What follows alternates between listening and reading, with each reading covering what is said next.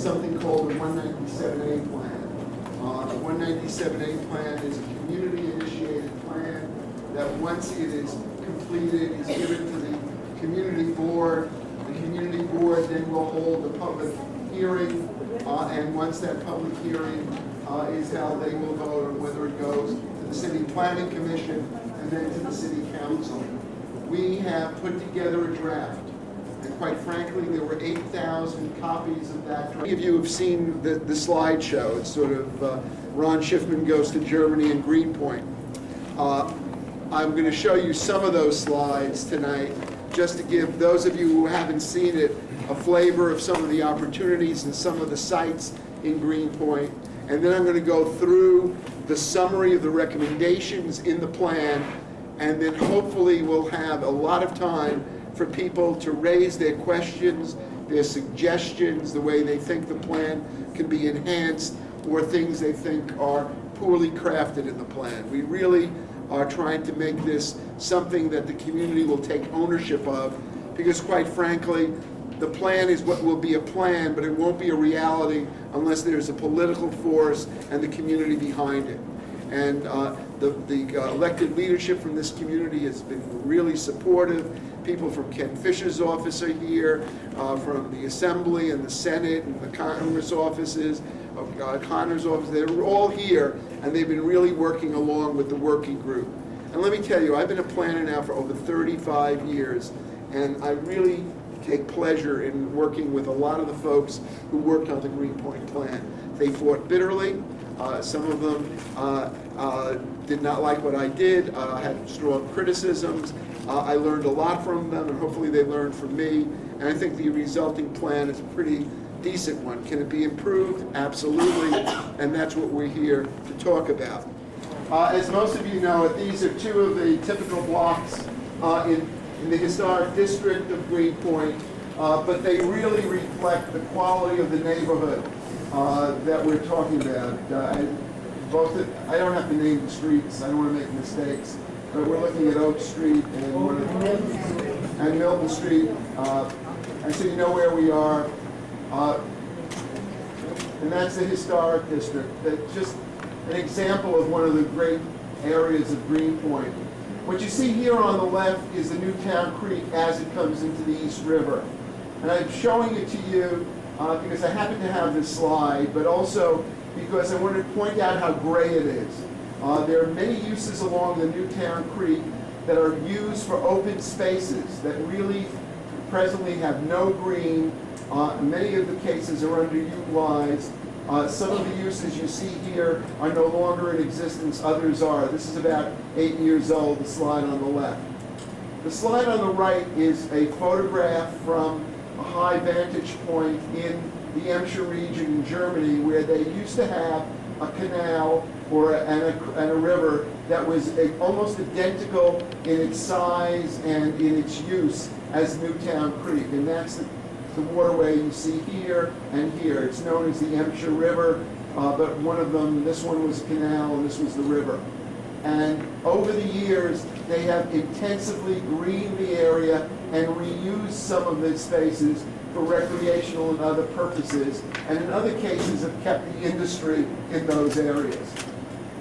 The photographs here are of some of the opportunities, also some of the obligations that Greenpoint will be encountering. On the left is the site for the water pollution control plant. That is an upgrading of the plant that you see here. That will take place in the near future. Those of you who had the opportunity to go to the McCarran Park Festival probably saw a model of what that facility will look like. What you see here is the lumber exchange in Greenpoint as the Newtown Creek comes into the East River, and this is one of the areas where the owner is looking, I think, to eventually develop for new housing and owns the property here and over into here a bit. And it provides an opportunity for the community, if it's properly designed, to gain access to the waterfront. The photographs here are of a close-up of what you saw in the other. In the foreground here will be the pollution control plant, and this is the incinerator which closed down. The photograph on the right is from an old steel mill, again in the Hampshire region of Germany, that's been converted to a sort of a standing sculpture with lighting and access for people. You can actually walk through it. I took this photograph myself, and I was up there, and I don't love heights, but it was a great climb, and it's open until 2 in the morning and has thousands of visitors on a weekend. Again, 2 photographs showing the site. It's what's called the Lighting Park or the Lumen Park, and it's become a major tourist attraction. In addition, these are 2 photographs from the same park. Parts of it are now used for cultural and community events, and the other part of it is becoming a park. As you can see here, what was an old derelict site is now being converted for park and recreation. And while it doesn't sound appropriate for Greenpoint, one of the things that the Department of Water, is doing in terms of the water pollution plant is actually creating a promenade, and we're hoping to keep the incinerator, clean it up, but use it as a visual element in the community, and so that it is not reused for adverse uses. On the left, you see Newtown Creek and what it's used for today, primarily the shipping of garbage out from the waste transfer stations and the municipal transfer station. And so these boats are a common occurrence on Newtown Creek. This is the Hampshire Creek, which I showed you earlier, and at one point it was industry on both sides, and in the last 3 years a park's been created so that there's a waterfront access and a parkway along the way. There are also other facilities on that walkway, which I have shown others, but I don't have those slides today. This is what the Hampshire looked like a number of years ago, 10 years ago when the project began. This is what the Hampshire looks like today, with a lot of greening taking place, and in some cases it looks so beautiful that I didn't want to show it because I thought people would think I was kidding. These are some of the scenes, again, from vantage points in Greenpoint. This is a photograph taken at one of the streets that goes into Newtown Creek, and you can see the Empire State Building in the background, the water in front, and what could be potentially a really good access point to the water, either for a park, either for water access for canoes or kayaking, or something of that nature that people can begin to hand launch or mechanically launch boats into the water. The photograph on the right, as most of you know, is the East River, some of the piers that have been broken down and are now closed off, but at one time were publicly accessible. Everybody knows who this guy is, all right? And he has been fighting to get that waterfront with dozens of other people. Is it Willie the Barber? Yep. And he is very much interested in seeing the India Street Pier open. Those are photographs on the right of a petition he had going and attempts to get focus again on opening up the India Street Pier. And his citation from the mayor, from the borough president rather, not the mayor. You can see, when we talk about boating on Newtown Creek, people almost look askance, but there are boats on the creek. People do utilize that creek. It can be cleaned up, and there's no reason for this kind of a mess to sit next to it, even if this is a pollution control plant. And I'm showing you these 2 photographs. The one on the right is a very similar plant to the one that is going to be built in Greenpoint. It's the sort of the 4 eggs that are there. It is built in a park-like setting. The picture on the left is in the city of Duisburg, and what you see in the background here is exactly what we're going to be building in Brooklyn. Whether we want it or not, that's what's going into Greenpoint.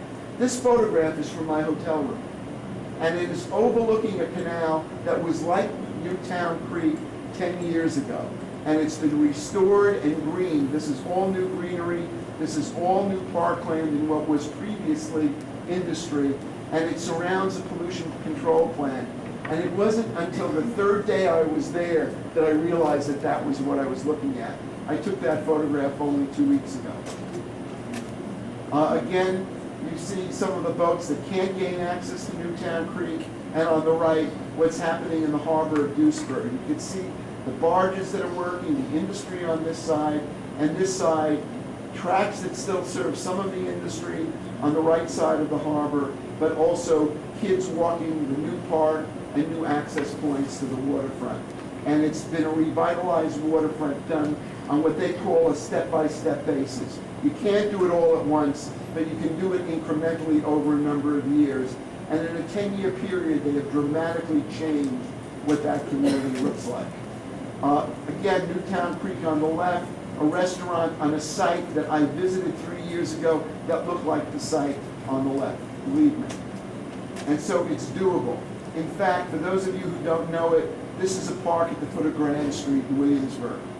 It was built by the Parks Council, it's maintained, and it's part of the park system today, and it is a gem, and it allows you to go down into the water. It's one of the few places on the waterfront where you can actually go down safely and put your hands into the water. And yet, in the background, right next to it, is Domino Sugar, or Amstar Sugar, there functioning, and it is always in use.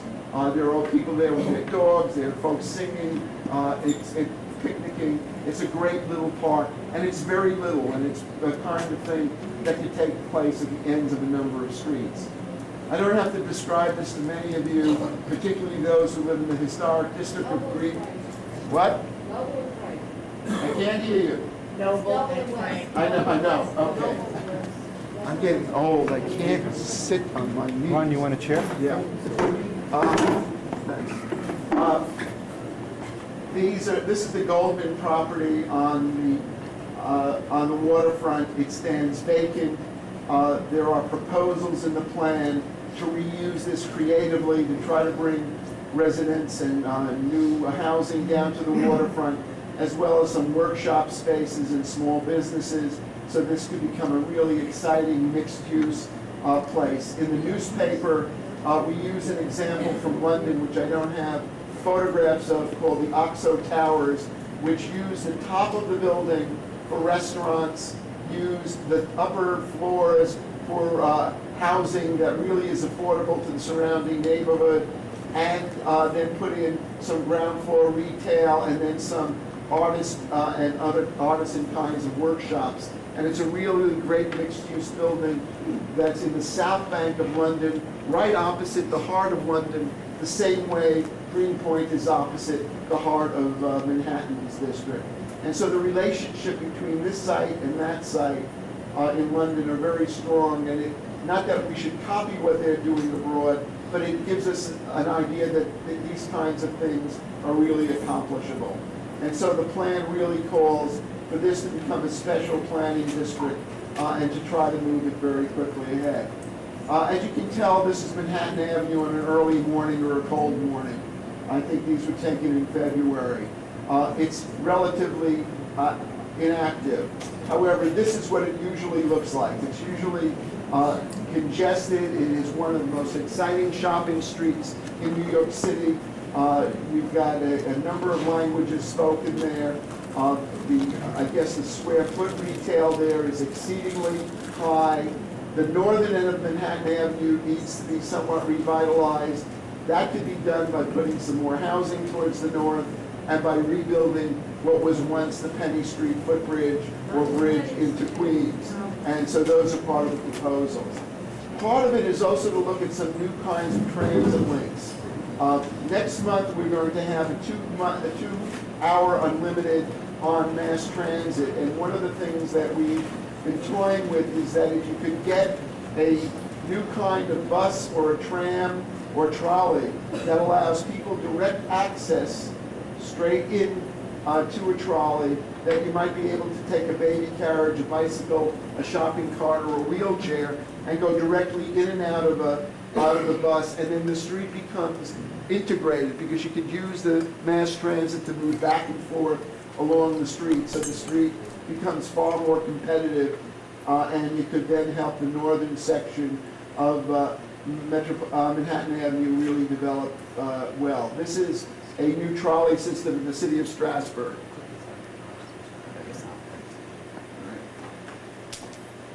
I wish this could project. This is being paid for us. The tower you see on the left is a symbol of Greenpoint. It's the Brooklyn Union Gas Tower. The one on the right is a similar one in Oberhausen, again in Germany. What they've done, instead of tearing it down and spending $12 million to tear down the tank, which is what it will cost Brooklyn Union once they commission it to tear down the tank, they've cleaned it up, built an elevator in the tank, so you can go all the way to the roof. This is the ceiling of what those tanks look like. And this is one of a series of photographs I have of an exhibition in the tank. In the first year, this attracted over 1.25 million people to that community. Whether we could do it for the Brooklyn Union Gas site or not, I don't know. But there is a lot of open space there, and to try to take those tanks and reuse it as a symbol for Greenpoint, and maybe open up that area as another park or community facility is something we should explore with Brooklyn Union Gas.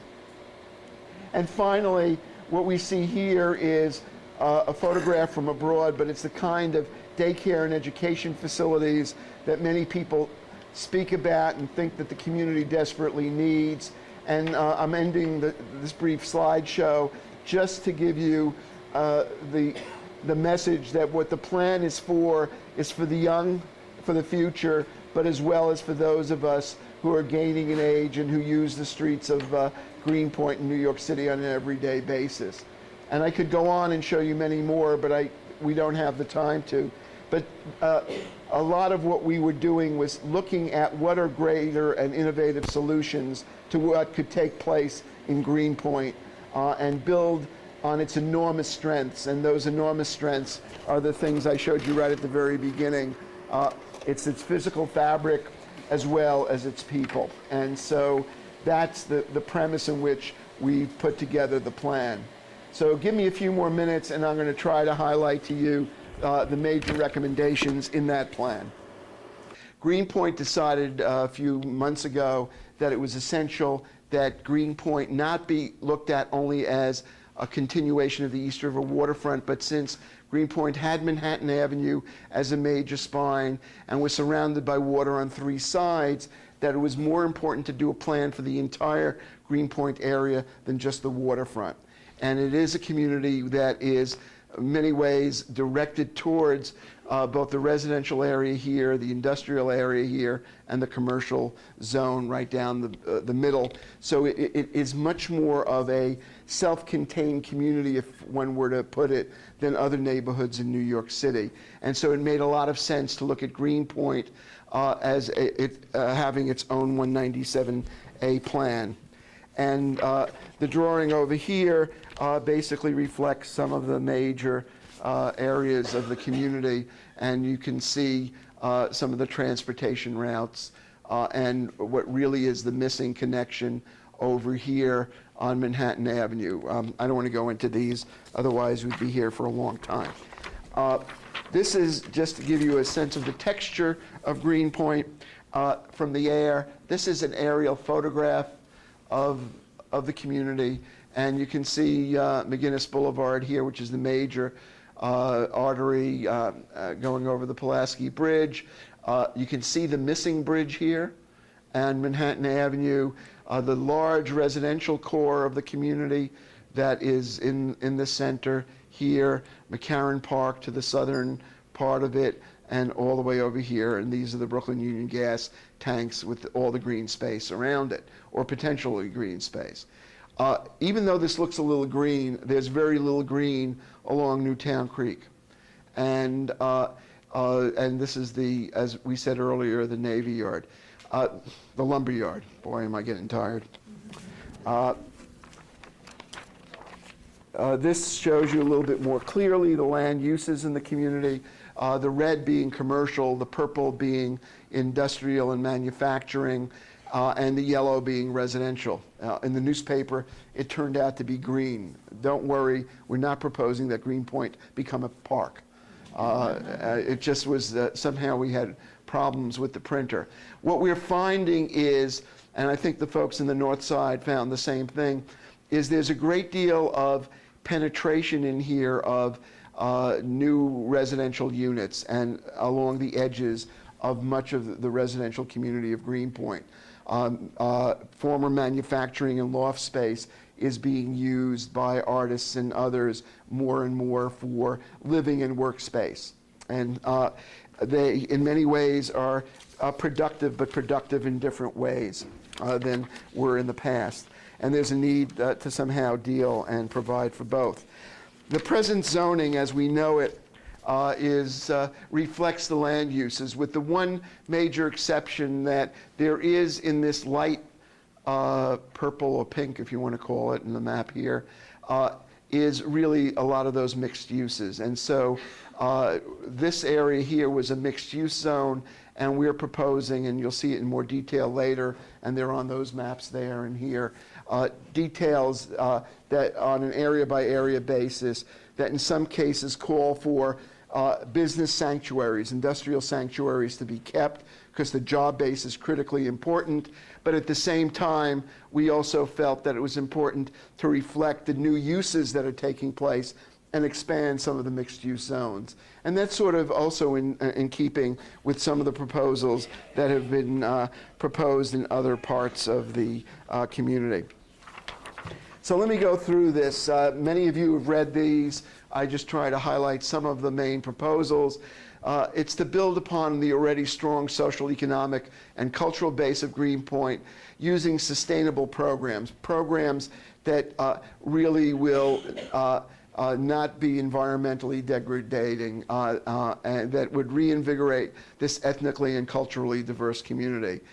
The other one is to reclaim the East River waterfront as a publicly accessible walkway and promenade and build a residential and public access connection from Greenpoint's historic and existing residential community to a new revitalized and publicly accessible waterfront. We use the term walkway and promenade, but we don't mean anything that's necessarily formal or uniform along the way. In some cases, it may be the way we saw it on Grand Street. In other places, it may take on the characteristics of more of a formal promenade. The other is we really want to reclaim Newtown Creek as a significant maritime and industrial zone, and create an industrial sanctuary, but at the same time move and assist the businesses in those areas to become high performance businesses where they don't pollute, where they keep their property clean, and that through a series of both what we call carrots and sticks, we would try to upgrade them so that they become really good neighbors as well as good employers. And so that would take place primarily, for those of you who can see it, on that on the eastern end of the community along Newtown Creek, where there is solid industry today. We would link new and existing housing units, live-in workspaces, workshops, recreation and commercial and business uses, youth education and social service facilities, infrastructure and environmental improvements in a balanced and sensible way on the waterfront. We would try to create the mixed uses so that people will be drawn to the waterfront, as well as allow a penetration from the residential community primarily to the East River waterfront, but not solely. We're talking about key corridors that go through the industrial zone that would wind up on Newtown Creek at various different points. So the East River waterfront would be more linear, and Newtown Creek would have entry points at the ends of certain streets. And if I weren't tired, I would tell you what the names of the streets are, but I can't remember. This is just a quick sketch of what I just described, but there would be, and there's another drawing a little bit later, streets like here, this point, this point, this point, and these points would all become access points, and there would be a continuous walkway, green promenade here. This would be the mixed-use areas. This would be the special zoning around the Goldman site. This would probably be new housing on the lumberyard site, and this park here would be swapped so that we create a waterfront park equal or larger in size, and then the rebuilding of the end of Manhattan Avenue and a bridge going across, with every effort made to maintain the quality of the core residential community here and more mixed uses here and in this area over here. Those are the general proposals, and most of you have read about them in more detail in the document. Let me run through the summary of the recommendations. One is to provide public access to the waterfront. And here's where we talk a continuous and uninterrupted network of walkways, promenades, gardens, vest pocket parks, bicycle paths, places for water-dependent sports. Once the water gets cleaned up, don't tell me it can't be. I know it can be. Won't be tomorrow, but it can be in 5, 10 years. But if we don't start today, it will never happen. And also bicycle paths and other kinds of facilities along that waterfront.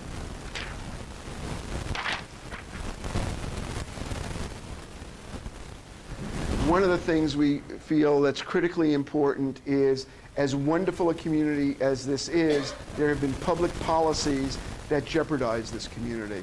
And those public policies have raised the burden that this community is carrying over other communities. And so one of the things we want to see is that if this community has a higher set of burdens, then they need a couple of more benefits to be invested in this area by the city to counteract and to mitigate the pollution that's taking place here. And we want to make sure there are no more waste transfer stations, a decrease in the number of waste transfer stations in this district as well as in other parts of the waterfront, and basically carry out the spirit of this, the effort to rebuild the environment. And to do that, we're calling for the restriction of any further expansion of any additional effluent into the Greenpoint's water pollution plant to current treatment levels. We want to establish a combined sewer outflow, and there are a whole series of other efforts. We want to see the acceleration of the cleanup of the mobile oil spill and see whether or not we can't renegotiate that deal so that Greenpoint gets more money invested in it in cleaning up the area.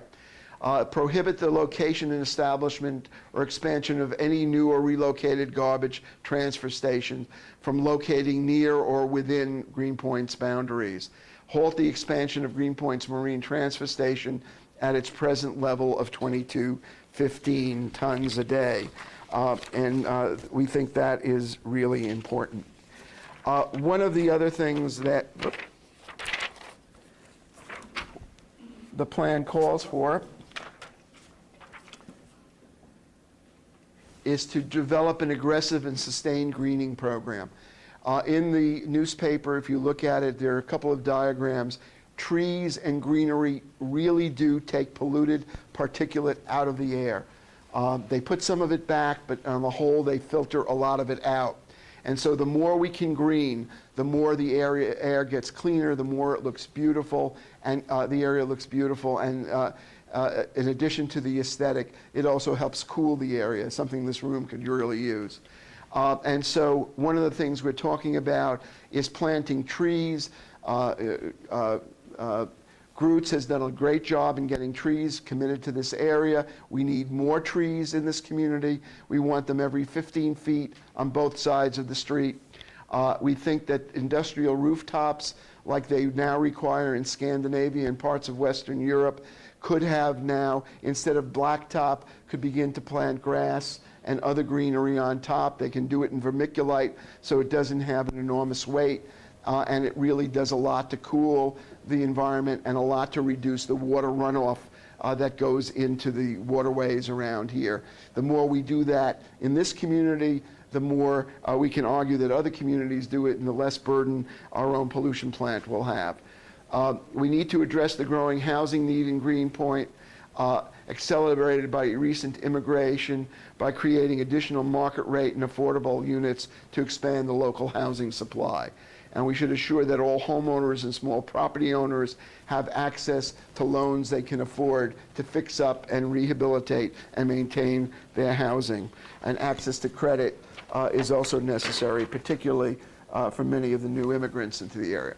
I don't know if you know it, Greenpoint has had 7,000 new immigrants in a a 4-year period between 1990 and 1994.